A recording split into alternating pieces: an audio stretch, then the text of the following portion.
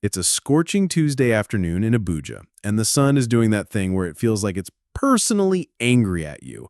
The streets around Wuse Market are buzzing with the usual chaos, Okada riders weaving through traffic like they're in some death-defying competition, traders shouting prices that make you wonder if they're selling gold instead of tomatoes, and the sweet smell of suya mixing with exhaust fumes in that uniquely Nigerian way. But there's something different about today, something that's about to change everything for the Adewale family. Meet Kemi Adewale. Not exactly the name you'd expect for a guy, right? His parents had been so sure he'd be a girl that when he popped out as a boy, they just, well, went with it. Now, at 32, Kemi had bigger problems than his name. He was what you'd call aggressively single, and his father was having none of it. "Kemi, my friend, when are you bringing a wife home?" Chief Adewale would ask every single morning over breakfast like it was a greeting. "Your mates are bouncing grandchildren on their laps, and here you are, still behaving like a teenager." Kemi would roll his eyes and grab his car keys. "Papa, not today, please. Some of us have businesses to run." And boy, did he run a business. Kemi owned 3 of the most successful restaurants in Abuja, one in Garki, another in Mayatama, and the flagship in Wuse too. Money wasn't his problem. Finding a woman who wanted him for him and not his bank account, that was the real challenge. Chief Adewale watched his son drive off in his gleaming Range Rover every morning, heading to a life that looked perfect from the outside, but felt empty to a father's heart. The old man had tried everything, arranged meetings with daughters of friends, church introductions, even hiring a matchmaker.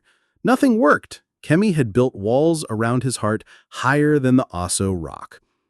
One evening, as Chief Adewale sat on his veranda, watching the sun paint Abuja's skyline orange and purple, an idea hit him like a bolt of lightning. It was crazy, maybe even stupid, but desperate times called for desperate measures. "What if," he muttered to himself, "I could see what kind of woman my son really is when nobody's watching? What if I could find him someone who loves him for his heart, not his wallet?" The more he thought about it, the more it made sense. Rich men's sons always struggled with this problem. How do you know if someone loves you or your money? But what if the money was never part of the equation from the start? That's when Chief Adewale decided to do something that would make his late wife either laugh from heaven or come back to knock some sense into him. The next morning, Chief Adewale did something that would have shocked anyone who knew him. This man who owned half of Garimpa, who drove a Mercedes S-Class, who had senators on speed dial, walked into his closet and pulled out the oldest, most worn-out clothes he could find. He looked at himself in the mirror and barely recognized the man staring back. With his clothes torn just right, his usual well-groomed beard looking unkempt, and dirt strategically placed on his hands and feet, Chief Adewale had transformed into someone completely different. But he wasn't just playing dress-up. This man had a plan that would take him to the streets of Abuja, to the places where real people lived real lives, where love wasn't bought with credit cards, and where hearts weren't impressed by fancy cars. His first stop? The bus station at Beggar. If you've never been to Beggar Junction during rush hour, let me paint you a picture. It's like someone took all the chaos in the world, shook it up in a bag, and dumped it at one intersection. Danfo buses painted in yellow and black stripes honk their horns like they're playing some kind of musical symphony, while commuters push and shove like their lives depend on getting that last seat. Chief Adewale positioned himself near the bus stop, holding out a small bowl. His hands shook, not from nervousness, but from the sheer weight of what he was doing. Here was a man who people bowed to, now bowing to strangers for coins. "Please, anything you can give," he said in a voice that he had to practice to make sound weak and desperate. "I haven't eaten in 2 days." Most people walked past him like he was invisible. Some threw coins without even looking, but Chief Adewale wasn't discouraged. He was studying, learning, watching. He saw how people really behaved when they thought no one important was watching. For 3 weeks, he played this role. He learned the language of the streets, the real Abuja that existed beyond the government quarters and diplomatic zones. He slept in his car, parked far away, then walked to different locations each day. Area 1, Kubwa, Nyanya, Dutse. And then, on a particularly hot Thursday afternoon at the Wuse Market, something magical happened. Her name was Folake, and she was rushing through the market with the kind of purpose that told you she had exactly 30 minutes to get everything on her list before something important happened. She was beautiful, but not in that polished, artificial way that Kemi was used to. She was beautiful in the way that sunrise is beautiful, natural, warm, and impossible to ignore. Folake almost walked past Chief Adewale, but something made her stop. Maybe it was the way he looked up at her, not with the desperate calculation of a professional beggar, but with the kind of sadness that seemed to come from somewhere deeper. "Baba, are you okay?" she asked, crouching down to his level. Chief Adewale's heart nearly stopped. In 3 weeks of begging, no one had asked him if he was okay. They had given him money, food, even advice, but no one had asked about his well-being. I'm fine, my daughter," he managed to say. Folake didn't look convinced. "When did you last eat?" "Yesterday, I think." Without another word, Folake stood up and walked away. Chief Adewale thought he had lost her, but she returned 5 minutes later with a plate of rice and stew, a bottle of water, and a small bag. "Here," she said, sitting beside him on the ground, despite her clean clothes. "Eat." As Chief Adewale ate, Folake talked. She told him about her day, about the small tailoring shop she ran in Kubwa, about how business was slow, but she was grateful for what she had. She didn't talk down to him or treat him like a charity case. She talked to him like he was a person. "What's your name, Baba?" she asked. "They call me Malam Audu," he said, using the first name that came to mind. "Malam Audu, I have to run now, but I'll be back here tomorrow around this time. Will you be here?" Adewale nodded, not trusting his voice. For the next 2 weeks, Folake showed up every day. Sometimes she brought food, sometimes just conversation. She told him about her dreams of expanding her business, about the night school she attended to learn computer skills, about the small apartment she shared with her younger sister. Adewale found himself looking forward to these visits more than he had looked forward to anything in years. This young woman, who clearly didn't have much, was giving him the most precious thing she had, her time and attention. But more importantly, he was learning about her character. He saw how she treated the other beggars, how she spoke to the market women, how she handled the aggressive Okada riders. Folake had a kind of grace that money couldn't buy and schools couldn't teach. One day, she didn't show up. Adewale waited from noon until evening, but she never came. The next day, same thing. By the third day, he was worried sick. He asked the other traders about her, but no one had seen her. That's when he made a decision that would change everything.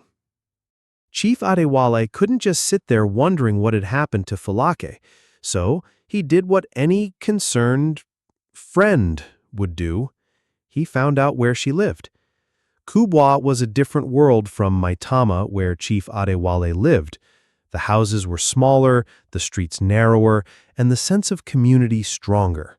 Everyone knew everyone else's business, which made it easy to find Falake's small apartment. What he found there broke his heart. Folake was sick, very sick. Her younger sister, Amina, who couldn't have been more than 16, was taking care of her. The apartment was tiny but clean, with barely any furniture, but somehow still feeling like a home. "Malam Adu," Amina exclaimed when she saw the old beggar at their door. "Sister Folake kept asking about you. She was worried when she couldn't come to the market." Adewale felt his throat tighten. Even while sick, Folake had been worried about him. "Can I see her?" he asked. Folake was lying on a small mattress in the corner of the room, wrapped in a faded wrapper. When she saw him, her face lit up despite her obvious weakness. "Malam Adu, you came!" "My daughter, what happened to you?" "Just malaria," she said, trying to sit up. "But we couldn't afford the good medicine. Amina has been taking care of me." Adewale looked around the room. He could see the financial struggles written in every corner, the empty pot on the stove, the single working light bulb, and the way Amina's clothes hung loose on her frame. "I'll be back," he said suddenly. Adewale drove home that night with a heart full of purpose. He had found what he was looking for, but not in the way he had expected. He had set out to find a wife for his son, but he had found something much more valuable. He had found a reminder of what real love looked like. The next morning, he returned to Kubwa, but not as Malam Adu the beggar. He came as Chief Adewale, dressed in his usual expensive clothes, driving his Mercedes, and carrying bags of food and medicine. When Amina opened the door, she nearly fainted. Who are you?" she stammered. "I'm a friend of your sister's," Chief Adewale said gently. "Is she awake?" When Folake saw him, her eyes went wide. "Malam Adu! But you're—" "I'm sorry for lying to you," Chief Adewale said, sitting beside her on the floor despite his expensive clothes. "My real name is Chief Adewale. I've been pretending to be a beggar for the past month." Folake stared at him in shock. "But why?" "Because I was looking for something," he said, "and I found it in you." Adewale told Folake everything, about his son, about his plan, about how he had been searching for someone who could love genuinely without expecting anything in return. He told her about watching her for weeks, seeing her kindness not just to him but to everyone around her. "I want you to meet my son," he said. Folake shook her head. "Chief, I appreciate what you're saying, but I can't. I don't belong in your world." "My daughter, you belong in any world where there are good people. And my son needs to learn what I learned from you, that the most valuable things in life can't be bought." But Folake was stubborn. "I won't be anyone's charity case." Adewale smiled. "Who said anything about charity? I have a business proposition for you." Adewale's offer was simple. He would fund Falake's tailoring business, help her expand it, and in return, she would cater the uniforms for all his companies. It was a legitimate business deal that would make Folake financially independent. "But there's one condition," he said with a twinkle in his eye. "You have to let me introduce you to my son, not as a potential wife, but as a business partner. What happens after that is up to you two." Folake looked at her sister, who was nodding encouragingly. "Okay," she said finally, "but I'm not promising anything." Adewale grinned. "That's all I ask." The next week, Adewale called his son. "Kemi, I need you to come to the house. There's someone I want you to meet." "Papa, if this is another one of your matchmaking schemes, I swear I'll—" "It's not," Adewale said firmly. "This is business. I found someone to handle the uniform contracts for all our companies." Kemi was intrigued by himself. His father had never involved him in business decisions before. When Kemi arrived at the family house that evening, he found his father sitting in the living room with the most beautiful woman he had ever seen. She was dressed simply but elegantly, and when she smiled at him, something in his chest did a little flip. "Kemi, meet Folake," Adewale said. "Folake, this is my son Kemi." As they shook hands, Kemi felt something he hadn't felt in years, genuine interest in getting to know someone. Over the next few months, Kemi and Folake worked together on the uniform contracts. What started as business meetings slowly turned into long conversations about life, dreams, and everything in between. Kemi was amazed by Falake's intelligence, her business sense, and most importantly, her complete lack of interest in his money. She paid for her own meals when they went out, refused expensive gifts, and always insisted on meeting him at neutral locations rather than letting him pick her up. "She's different, Papa," Kemi told his father one evening. "She's not like the others. She actually listens when I talk. She challenges my ideas. She makes me want to be better." Kemi paused. "I think I'm falling in love with her." "So what are you going to do about it?" Adewale asked. I don't know if she feels the same way. Every time I try to take things beyond business, she pulls back." Adewale chuckled. "Maybe you need to show her that you're serious, not with money, but with your heart." Meanwhile, Folake was having her own struggles. She was falling for Kemi, but she couldn't shake the feeling that he was too good to be true. Rich men's sons don't fall for girls from Kubwa. They have their fun and move on to women from their own social costs. "Maybe I should end this before it gets too deep," she told Amina one evening. "Sister, you can't live your life being afraid of getting hurt. Besides, have you seen how he looks at you? That man is gone." But Folake needed to be sure. So she decided to test him. She told Kemi that her business was failing, that she might have to close down and move back to their village. She watched his face carefully as she spoke. "What can I do to help?" was his immediate response. "Nothing," she said. "I just wanted you to know that I might have to leave Abuja soon." Kemi's face fell. "Folake, I can't let you go." "Why not?" "Because I love you," he said simply. "Not as a business partner, not as a friend. I love you, and I want to marry you." Folake's heart soared, but she kept her expression neutral. "Kemi, you don't understand. I have nothing to offer you. No family connections, no money, no—" "You have everything I need," Kemi interrupted. "You have a heart that knows how to love without expecting anything in return. You have a strength that inspires me. You have a laugh that makes me forget about everything else in the world." Folake broke down crying. "Kemi, there's something I need to tell you." "What is it?" "Your father, he's been lying to both of us." Kemi's face looked confused. "What do you mean?" So Folake told him everything about meeting Malam Audu the beggar, about their daily conversations, about how his father had spent weeks studying her character before revealing his true identity. Kemi sat in stunned silence for a long moment. "My father did what?" "He pretended to be a beggar to find me for you," Folake said. "Everything that's happened between us was orchestrated by him." Kemi's face went through a series of emotions: shock, anger, confusion, and finally something that looked like admiration. "That sneaky old man," he said, shaking his head. "But Folake, you need to understand something. What I feel for you is real. It has nothing to do with his plan." "How can you be sure?" "Because I fell in love with you before I knew about any of this. I fell in love with your mind, your heart, your terrible jokes about Okada riders." Folake laughed despite herself. "They're not terrible jokes."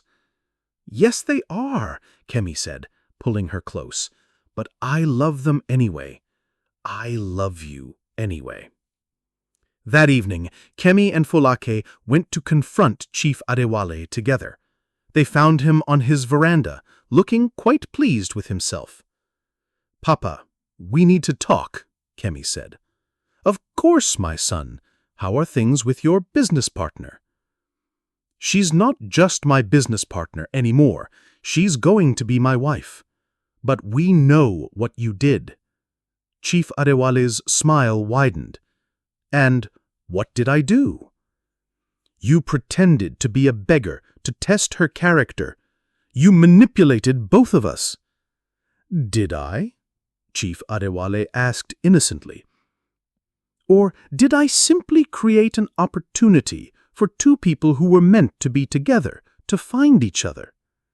Kemi and Folake looked at each other, then back at the old man. "You're not sorry at all, are you?" Kemi asked. "Sorry? My son, I'm about to get a daughter-in-law who loved a poor old beggar with no expectations of getting anything in return. I'm about to get grandchildren who will be raised by a woman who knows the value of kindness. Why would I be sorry?" But Chief Adewale wasn't done with his surprises. However, he continued, there's something else you both need to know. Kemi and Folake exchanged glances. What now, Papa? Folake, my dear, do you remember the story I told you about my late wife? Folake nodded. During their conversations at the market, Malam Audu had told her about his wife who had died years ago. Well, some of it was true. She did die 15 years ago, but what I didn't tell you was how we met. Chief Adewale stood up and walked to the edge of the veranda, looking out at the lights of Abuja twinkling in the distance. I met her when I was young and foolish and thought I was too good for the girls in my village. My father was worried I would never marry, so he did something very similar to what I did. He pretended to be sick and sent me to the market to buy medicine. There, I met a young woman who helped me find what I needed, even though she was clearly in a hurry. She was kind to a stranger, and that kindness captured my heart. Folake gasped. Your father did the same thing? The apple doesn't fall far from the tree, Chief Adewale said with a chuckle. But here's the twist. That woman was your grandmother. The silence that followed was so complete, you could hear the night birds singing in the trees. What? Folake whispered. Your grandmother, Mama Sekira, was my wife's younger sister, which means, my dear Folake, that you and Kemi are already family. You're my nephew's granddaughter. As the truth sank in, Chief Adewale's expression changed. The grandfatherly smile disappeared, replaced by something much more serious. But that's not all, he said, his voice taking on an edge. You see, when your grandmother died, she left some land in the village, land that was supposed to be passed down to her children and grandchildren. But your grandfather sold it without telling anyone and kept the money for himself. Folake's face went pale. What are you saying? I'm saying your grandfather cheated your family out of their inheritance, money that should have been used to take care of your grandmother's descendants, money that should have ensured you and Amina never had to struggle the way you have. Kemi looked at his father in shock. Papa, how long have you known this? I've known about Folake's family connection for months, but I only recently discovered what her grandfather had done. That's when I decided to take action. Chief Adewale pulled out an envelope from his pocket. Folake, this is a check for the current value of that land, plus interest for the past 20 years. It's not revenge, it's justice. Folake stared at the envelope, her hands shaking. I can't accept this. You're not accepting charity, my dear, Chief Adewale said firmly. You're accepting what was always rightfully yours, what was stolen from your family. The next week, Chief Adewale did something that surprised everyone. He arranged a meeting with Folake's grandfather, the man who had been absent from her life for years after the family discovered his theft. The meeting took place in Chief Adewale's office, and it was tense from the moment the old man walked in. Chief Adewale, Folake's grandfather said nervously, I wasn't expecting to see you again after all these years. I'm sure you weren't, especially not with your granddaughter sitting beside me. Folake looked at him with a mixture of shame and surprise. Folake, you've grown so much. No thanks to you, Folake said quietly. You stole our inheritance and disappeared. I didn't steal anything, the old man protested. I had every right to sell that land. You had the right to sell it, but not to keep all the money for yourself. That land belonged to your wife's family, not just to you. The confrontation was painful but necessary. Folake's grandfather finally admitted what he had done, and though he couldn't undo the years of struggle his family had endured, he could at least acknowledge his wrongs. "I'm sorry," he said finally. "I was desperate, and I made a terrible choice." Folake looked at him for a long moment. "I forgive you," she said, "but I can't forget what you did to us." He arranged a meeting with Folake's grandfather, the man who had been absent from her life for years after the family discovered his theft. The meeting took place in Chief Adewale's office, and it was tense from the moment the old man walked in. "Chief Adewale," Folake's grandfather said nervously, "I wasn't expecting to see you again after all these years." "I'm sure you weren't, especially not with your granddaughter sitting beside me," Chief Adewale replied coldly. Folake's grandfather looked at her with a mixture of shame and surprise. "Folake, you've grown so much." "No thanks to you," Folake said quietly. "You stole our inheritance and disappeared." "I didn't steal anything," the old man protested. "I had every right to sell that land." "You had the right to sell it," Chief Adewale said, "but not to keep all the money for yourself. That land belonged to your wife's family, not just to you." The confrontation was painful but necessary. Folake's grandfather finally admitted what he had done, and though he couldn't undo the years of struggle his family had endured, he could at least acknowledge his wrongs. "I'm sorry," he said finally. "I was desperate and I made a terrible choice." Folake looked at him for a long moment. "I forgive you," she said, "but I can't forget what you did to us." With the family drama resolved, Kemi and Folake could finally focus on their future together. The wedding preparations were a beautiful blend of both families' traditions, despite the unconventional way they had come together. "I still can't believe your father pretended to be a beggar," Folake said to Kemi one evening as they planned their ceremony. "I still can't believe it worked," Kemi replied, pulling her close. "But I'm grateful it did. I might never have found you otherwise." "Do you ever wonder what would have happened if I hadn't stopped to help that day?" Kemi considered this. "I think you would have stopped anyway. It's who you are. You can't walk past someone who needs help." "And what if your father hadn't decided to play matchmaker?" "Then I would have spent the rest of my life wondering why I felt like something was missing." The wedding was everything you'd expect from the union of two families who had found each other through such extraordinary circumstances. It was held at the Transcorp Hilton in Abuja, with guests ranging from government officials to market traders, all celebrating the love story that had captured the city's imagination. Chief Adewale's speech was particularly moving. "Today we celebrate not just the union of two hearts, but the triumph of love over circumstance. My son found his soulmate not in the circles where he was looking, but in the kindness of a stranger who showed compassion to an old beggar." He paused, looking at the crowd. "This teaches us that love doesn't recognize social classes or bank accounts. It only recognizes hearts that are open to receive it." Folake's sister Amina served as the maid of honor, and in her speech, she said something that brought tears to everyone's eyes. "My sister taught me that love isn't about what you can get from someone, but what you can give to them.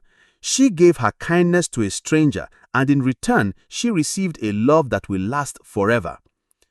During their honeymoon in Dubai, Kemi and Folake were walking along the beach when Kemi suddenly stopped. "Folake, I have a confession to make." She looked at him with mock suspicion. "Don't tell me you've been pretending to be someone else too." "No, nothing like that. But I need you to know that I've been thinking about what my father did, and I've realized something." "What's that?" "I'm glad he lied to us." Folake raised an eyebrow. "You're glad?" "If he hadn't, I would have met you as just another business contact. I would have been polite, professional, and completely missed the most important person in my life. His deception forced me to see you as a person first, not as a potential business partner or romantic interest." Folake considered this. "So you're saying his manipulation was actually a good thing?" "I'm saying his love for both of us was so strong that he was willing to risk everything to make sure we found each other. That's not manipulation, that's sacrifice." 2 years later, Chief Adewale sat on the same veranda where he had hatched his plan, but this time he wasn't alone. His grandson, Little Adewale Jr., was playing at his feet while his daughter-in-law prepared dinner in the kitchen. "Papa, Tell me again how you met Mama, the little boy asked. Chief Adewale chuckled. Which story do you want to hear? The one about how I pretended to be a beggar, or the one about how your mama's kind heart saved us all? Both, the child explained. As Chief Adewale began the story again, he reflected on how his desperate plan had resulted in more than he could have imagined.